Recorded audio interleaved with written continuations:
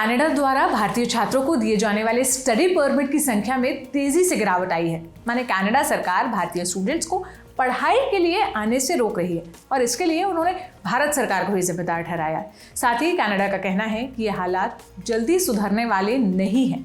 आइए पूरा मामला डिटेल में बताते हैं। कनाडा द्वारा भारतीय छात्रों को दिए जाने वाले स्टडी परमिट की तादाद में भारी गिरावट आई है। कनाडा के एक शीर्ष अधिकारी ने न्यूज एजेंसी रॉयटर्स को दिए एक इंटरव्यू में कहा कि दोनों देशों के बीच राजनयिक विवाद के चलते 2023 में कनाडा द्वारा भारतीय छात्रों को जारी किए गए स्टडी परमिट की संख्या में तेजी से गिरावट आई। उन्होंने ये भी कहा कि उनका मानना है भारतीयों के लिए स्टडी परमिट की तादाद जल्द बढ़ने की संभावना नहीं है। दोनों देशों के बीच खालिस्तानी आतंकवादी हरदीप सिंह निज्जर की हत्या के बाद राजनयिक स्तर का विवाद शुरू हो गया। बीते साल कनाडा के प्रधानमंत्री जस्टिन ट्रूडो ने कहा कि ब्रिटिश कोलंबिया में निज्जर की हत्या में भारतीय एजेंट्स के शामिल होने के सबूत हैं।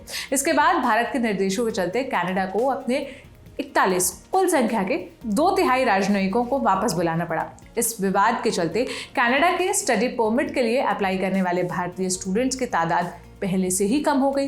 कनाडा के इमिग्रेशन मिनिस्टर मार्क मिलर ने रॉयटर्स से बात करते हुए कहा कि जब भारत ने परमिट की प्रक्रिया देखने वाले कनाडाई डिप्लोमैट्स को निकाल दिया, उसके बाद ही परमिट घटे हैं। आधिकारिक आंकड़ों के मुताबिक दोनों देशों के बीच खराब संबंध होने के चलते बीते साल की आखिरी तिमाही में पिछली तिमाही के मुकाबले परमिट की तादाद 86% तक घटी है। संख्या की बात करें तो 1,08,940 से 14,910 ही ये रह गई, जबकि हालिया सालों में कनाडा में भारतीय स्टूडेंट्स की तादाद काफ़ी रही है।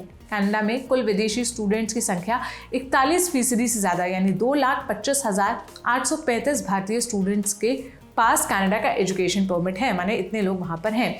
मार्क मिलर ने कहा, भारत के साथ हमारे संबंधों के चलते भारत से आई एप्लीकेशंस को प्रोसेस करने की हमारी क्षमता आधी हो गई है।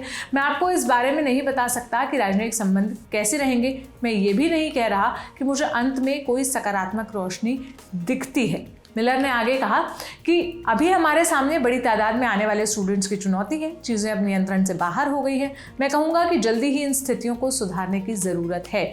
मिलर ने यह भी कहा कि सरकार इस साल की पहली छमाही के दौरान कनाडा की सरकार विदेशी छात्रों की तादाद कम करने के लिए कुछ कदम उठाएगी। साथ ही सरकार का इरादा पोस्ट ग्रेजुएट वर्क परमिट्स के लिए उदार कार्यक्रम पेश करना और फ्लाई बाय यूनिवर्सिटीज़ यानी जिनके पास उचित रजिस्ट्रेशन नहीं होता पर नकेल कसने का है। अब इस मामले पर आप क्या राय रखते हैं, हमें कमेंट बॉक्स में ज़रूर बताइएगा। ये सारी जानकारी मेरे साथी शिवेंद्र गौरव ने जुटाई थी। मेरा नाम सोनल है। देश और विदेश की तमाम खबरों के लिए आप द ललन टॉप देखते रहिए। शुक्रिया।